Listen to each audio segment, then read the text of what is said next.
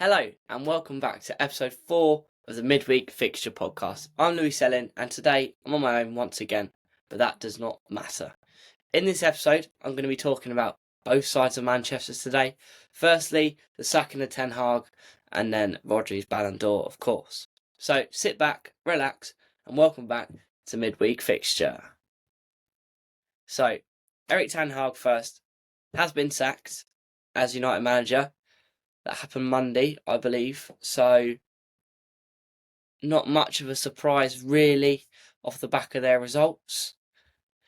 Having only beat Fulham, Southampton, Barnsley and Brentford this season in the league. And they're winless in Europa League so far, drawing with Porto and Fenerbahce. A great 3-3 draw with Porto, I must say, though, on the shirt here, after being 2-0 up. But Ten Hag's time at United so far, we will go through that. 128 games played, won 72, drew 20, lost 36, with points per match being 1.84, which is not great for a team that wants to be and probably should be competing in the Europa League at minimum every season and probably the Champions League, with the size of their club arguably being the biggest club in the world, probably. It's definitely England. So it ain't great there. In terms of goals scored, 234 scored, 180 conceded. Again, not the best. There should be a much bigger margin goals scored and conceded. And then total points, 236. So again, is it a surprise that he was sacked going off them results? And last season he only wasn't sacked because of a lack of replacements. And they won the FA Cup, so they couldn't really sack their manager after winning an FA Cup. But currently, they're sitting 14th in the league on 11 points and a negative 3 goal difference. Only 7 points off top 4. I say only, but a team like Man United should not be 7 points off top 4 in November. So, it's a difficult one there. And then, even worse for Ten Hag, it's the signings that he made. 100 mil on Anthony, only playing 87 games, but then only scoring 12 goals and 5 assists in those games is a little bit rubbish for that money as well. And then they also spent, a lot of money on loads of players who haven't exactly hit the ground running and performed, apart from Bruno Fernandes is probably the main one you're looking at thinking, what a player. But one player doesn't make up for the rest of the poor results. You're looking at a 2-1 loss to Brighton. You're looking at silly results against many teams that they just should be beating. But how they are at the moment, not good. But the replacement looks to be lined up already, and that is Ruben Amorim from Sporting. The 10 mil release clause has apparently been agreed. He's keen to join the club. Contract ready, everything like that. He's ready to go to Sporting from to United. However, he does have a notice period of weeks rather than days. So there's a chance that he may not be in charge for the Chelsea game at the weekend. But that's something United are seemingly trying to sort out as quickly as possible.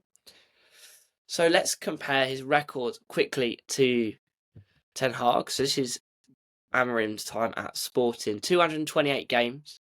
Points per match, 2.28. Much better than Ten Hag at United. Yes, it's an easier league, but still, the record is better. Won 162, drew 33, lost 33. Scoring 502 and conceding 198. Total points 519. Yes, there's more data as he was there longer than Ten Hag was at United, but the stats are better. The margin of goals scored, goals conceded is better, and a team that's winning the league. He won the Portuguese champion twice with Sporting, the Portuguese League Cup winner 3 times, once with Braga, twice with Sporting, and he's also the Portuguese Super Cup winner. But interestingly, he has a very similar record to Erik Ten Hag. And there's about 3 wins in it, 4 or 5 draws in it, a couple of losses in it. games, there's not that many, maybe 10, 20 games. Points per match is 0.4 something, 0.3 different, so not that much. In terms of a system, he plays a 4-3-3, so it's a lot more attacking, a lot more pragmatic than Ten Hag was at United, so that'll be something to look out for if he does inevitably become the new Man United manager. Average term as a coach is only 1.41 years, but that data is skewed a little bit as he didn't spend long at his previous two clubs in Braga and another Portuguese club whose name has escaped my mind. So it's going to be a project for United, but one that fans should be excited about. As you see what Amorim got the likes of Gyökeres doing over in Portugal. Yes, he was already a fantastic player at Coventry, but he's made him an even better player, arguably one of the world's best strikers at the moment. So could we see him follow him to United? Apparently there isn't an interest at the moment, but that could change very quickly once Amorim gets his say. However, moving on to the other side of Manchester, the blue side of Manchester, the sky blue side of Manchester, where there is a much better atmosphere, going off the back of Rodri's Ballon d'Or win. First of all, congratulations to Rodri. Fully deserved, in my opinion. Yes, you can argue different things, and Vinny, if he'd won it, definitely deserved it, Vinicius Jr. But Rodri they're both very close. And if you look at his games last season, Rodri, he played 50 games last season. He scored 9 and assisted 14 from defensive midfield. I mean, them stats are crazy for a defensive midfielder. And the only games he lost last season was the FA Cup final to Man United. Yes, they lost to Arsenal on penalties in the Community Shield and United and Real Madrid in the Champions League on penalties, but technically it doesn't count as a loss, just a draw. So the only game he lost last season was the FA Cup final to United, funnily enough. And then City's only 3 defeats last season in the league came when he was not playing. Really interesting. So that shows how important he was to Manchester City. And a player like that deserves to win the Ballon d'Or. And he won the Euros with Spain.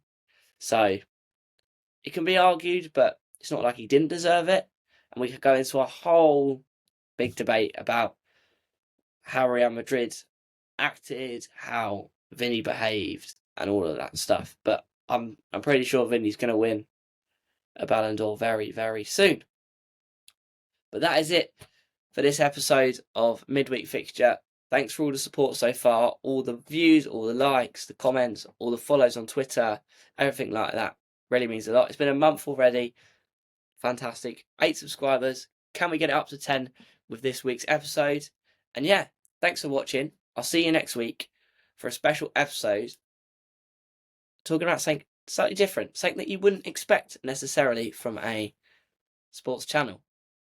Don't worry, it still involves sports. But yeah, like, subscribe, and I'll see you all next week. Adios. See you all later. Bye.